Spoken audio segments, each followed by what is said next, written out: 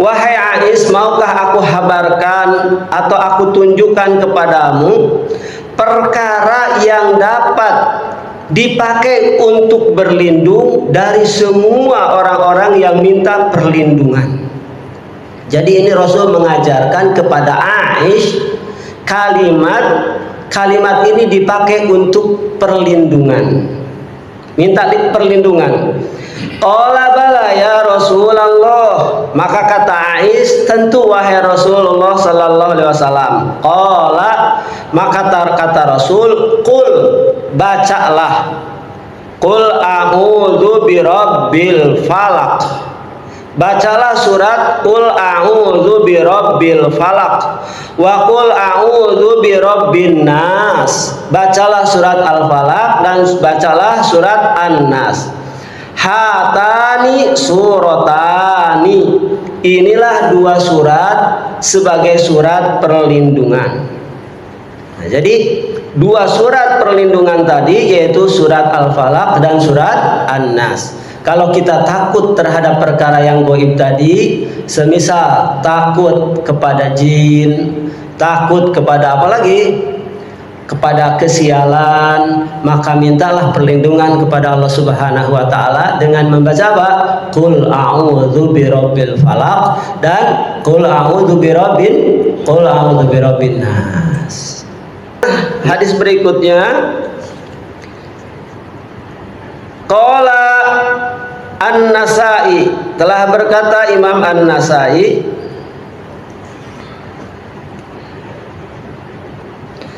An Ibnu Unais anna Rasulullah sallallahu alaihi wasallam, dari Ibnu Unais bahwa sesungguhnya Rasul sallallahu alaihi wasallam berkata, ke siapa ini? Ke Unais. Atau ayadahu ala sadrihi, Rasul meletakkan tangannya pada dadanya. Dada siapa? Wada'a yadahu ala sadrihi, dia Rasul meletakkan tangannya pada dadanya. Dada siapa? Nah, ini ada dua. Kalau saya lihat di referensi yang lain, Unais ini didatangi oleh Nabi Sallallahu Alaihi Wasallam, kemudian Rasul meletakkan tangannya yang mulia tersebut ke dadanya Unais. Tapi kalau melihat redaksi ini, wada'a yadahu ala sadrihi, Rasul meletakkan tangannya ke dalam dadanya, berarti dadanya Nabi, karena ada domir hi yang larinya huwa ke Nabi, berarti mencontohkan. Nabi mencontohkan kepada sahabat namanya Unais dengan meletakkan tangan yang mulianya di dadanya. Kemudian summa qala, kemudian Rasul berkata, qul, katakan hei Unais, falam adri ma aqul, terus saya enggak ngerti apa yang harus saya baca. Kata Unais. Summa qala li, kemudian Rasul melanjutkan, baca olehmu hei Unais, qul a'udzu birabbil, qul huwallahu ahad, katakanlah, baca qul huwallahu ahad, yaitu surat Al-Ikhlas. Maka Unais pun membaca surat Al-Ikhlas tadi, qul huwallahu ahad. Setelah selesai membaca surat Al-Ikhlas, summa qala, kemudian Nabi melanjutkan, qul a'udzu birabbil falaq, baca hei Unais qul a'udzu birabbil falaq, yaitu surat Al-Falaq. Setelah selesai, kemudian melanjutkan qul a'udzu birabbin nas, baca hai Unais surat An-Nas, yaitu qul a'udzu birabbin nas, hatta faragtu minha, sampai saya selesai membaca 3 surat tadi. Jadi Rasul mencontohkan begini ke dadanya, Unais pun suruh ikutan, berarti Unais memegang tangannya ke depan dadanya, membaca 3 surat tadi sampai selesai. Faqala Rasulullah sallallahu alaihi wasallam, maka Rasul sallallahu alaihi wasallam melanjutkan, hakada fata'awud, seperti demikianlah cara meminta perlindungan. Jadi kalau di antara cara meminta perlindungan, letakkan tangan ini di mana? Di anggota tubuh kita yang sakit, kemudian bacakan 3 surat tadi. Wa ma ta'awwadza al-muta'awwidzuna, dan tidaklah orang-orang yang meminta perlindungan dari berlindung bimislihin naqat, lebih mulia, lebih utama dari semua doa perlindungan. Jadi doa perlindungan yang paling ampuh dari semua doa perlindungan adalah membaca 3 surat tadi, yaitu yang disebut dengan surat Al-Mu'awwidzat, Al-Ikhlas, Al-Falaq, dan An-Nas.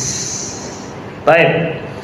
Kemudian waqala Imam Malik, telah berkata Imam Malik, an Aisyah anna Rasul sallallahu alaihi wasallam. Ini lebih jelas lagi perbuatan Nabi. Dari Imam Malik saya potong, sesungguhnya Aisyah Ummul Mukminin telah meriwayatkan, telah menceritakan anna Rasulullah sallallahu alaihi wasallam, keadaan Rasul sallallahu alaihi wasallam, karena idza istaqa, keadaan Nabi manakala mengeluh, manakala sakit. Nabi juga manusia biasa, dia sakit, dia bersedih, dia menangis. Nah, manakala Rasul ini mengeluh sakit, yaqra'u ala nafsihi bil mu'awwidzataini, maka dia membacakan untuk dirinya sendiri surat Mu'awwidzat.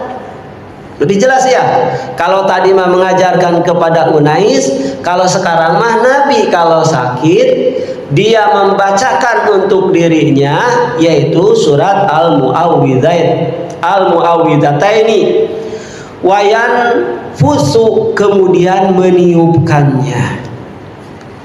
Ditiupkan bacaan yang sudah, tangan kita yang sudah dibacakan mu'awwidzat tadi, ditiupkan kemudian diusapkan kepada tubuhnya. Falamma istadda waja'ahu kuntu aqra'u alaihi bil mu'awwidzat, maka tatkala Rasul mengalami sakit yang parah sampai sakitnya itu pingsan, maka sekarang yang melakukannya adalah istrinya, yaitu Aisyah. Kuntu aqra'u alaihi bil mu'awwidzat, maka aku bacakan untuk Nabi itu 3 surat tadi. Wamsaha biyadihi alaihi, kemudian diusapkan dengan kedua tangannya. Kedua tangan siapa sekarang? Kedua tangan Nabi. Kalau kedua tangan Aisyah ilaiha, atau apa di sini yadaiha. Karena di sini biyadihi, dengan tangannya, hi itu menunjukkan kepada laki-laki. Jadi Rasul sallallahu alaihi wasallam yang mulia itu dalam kondisi amat sangat sakitnya, tidak bisa bergerak, dibacakan oleh Aisyah, kemudian ditiupkan kepada tangan Nabi, dan tangan Nabi yang mengusapnya diusapkan oleh Aisyah. Kenapa begitu? Rojaan bi barokatiha, sebab berharap keberkahannya. Tangan Nabi lebih mulia daripada tangan Aisyah. Nah, begitu. Karena ingin mendapatkan keberkahan dari tangan Nabi, maka tangan Aisyah yang memegangi tangan Nabi kemudian diusapkan ke badan yang dapat diusapnya. Inilah para ahli ruqyah. Di antara cara meruqyah dengan metode syar'i itu membacakan surat-surat perlindungan, di antaranya 3 surat ini, dengan cara dibacakan kemudian ditiupkan.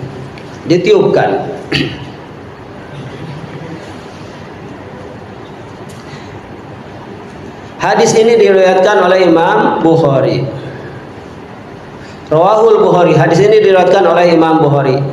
Kemudian yang terakhir, bahwa dari Abi Sa'id anna Rasulullah sallallahu alaihi wasallam kana yata'awwadu min ainin jani wa ainil insan. bahwa Rasul Shallallahu Alaihi Wasallam selalu berlindung dari kejahatan pandangan jin dan kejahatan pandangan manusia yang disebut penyakit apa? Ain. Berlindung dari ain, kejahatan dari jin dan kejahatan dari manusia. Falamma nazalat al-muawwidatan, tatkala turun dua surat, yaitu surat Al-Falaq dan surat An-Nas, akhadha bihima wa taraka ma siwahuma, maka Rasul berpegang teguh dengan dua surat Muawwidhataini tadi dan meninggalkan doa-doa dari selainnya. Jadi ganti dari semua doa perlindungan, yaitu dengan dua surat ini, surat Al-Falaq dan surat An-Nas. Hadis riwayat Imam Ibnu Majah wa qala Tirmidzi, dan berkata Imam Tirmidzi, hadisun hasanun sahihun. Hadis ini adalah hadis yang hasan dan statusnya sahih. Jadi dapat diamalkan.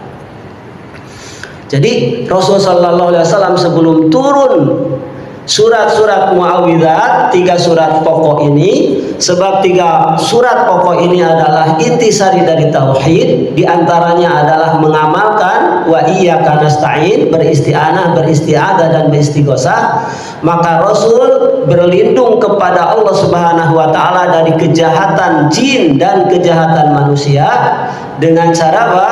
Membaca surat Al-Falaq dan surat An-Nas. Kadang disatu paketkan, yaitu surat Al-Ikhlas, surat Al-Falaq dan surat An-Nas. Maka Imam Nawawi rahimahullah, saya baca di kitab Al-Adhkar, menuliskan hadis sahih tentang kapan membaca Muawwidzat. Surat Muawwidzat itu kapan dibacanya? Kesimpulannya supaya singkat ada dua. Yang pertama sifatnya apa? Muqayyad. Yang kedua sifatnya mutlak. Muqayyad telah ditentukan yang pertama di setiap selesai sholat.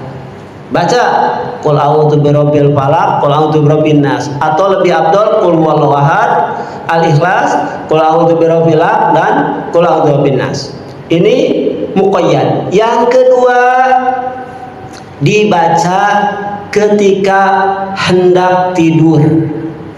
Hadisnya riwayat Imam Bukhari, di mana Rasulullah sallallahu alaihi wasallam, kata Aisyah, manakala dia berbaring untuk tidur, setelah di atas kasurnya, maka dia mengumpulkan kedua tangannya, kemudian meniupkan kepada telapak tangannya, lalu dibacakan telapak tangan yang sudah ditiupkan itu surat Al-Ikhlas, surat Al-Falaq dan An-Nas, kemudian diusapkan ke semua tubuhnya yang dapat diusap, dan Rasul mengerjakannya 3 kali.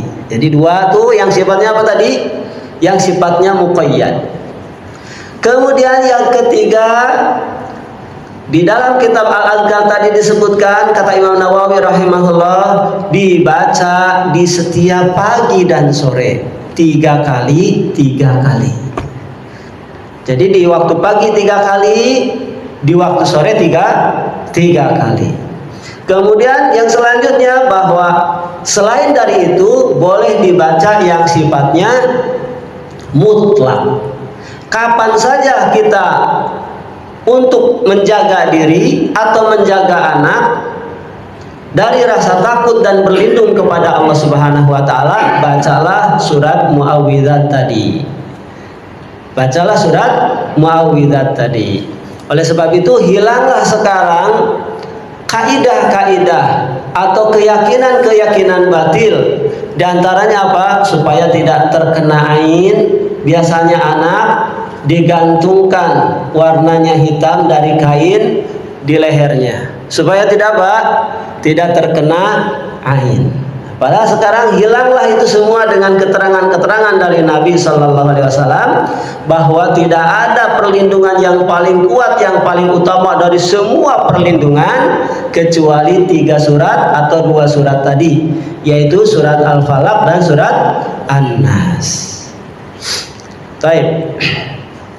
Sampai di sini, sebelum dilanjut barangkali kalau ada yang mau bertanya dipersilakan. Ya, mangga.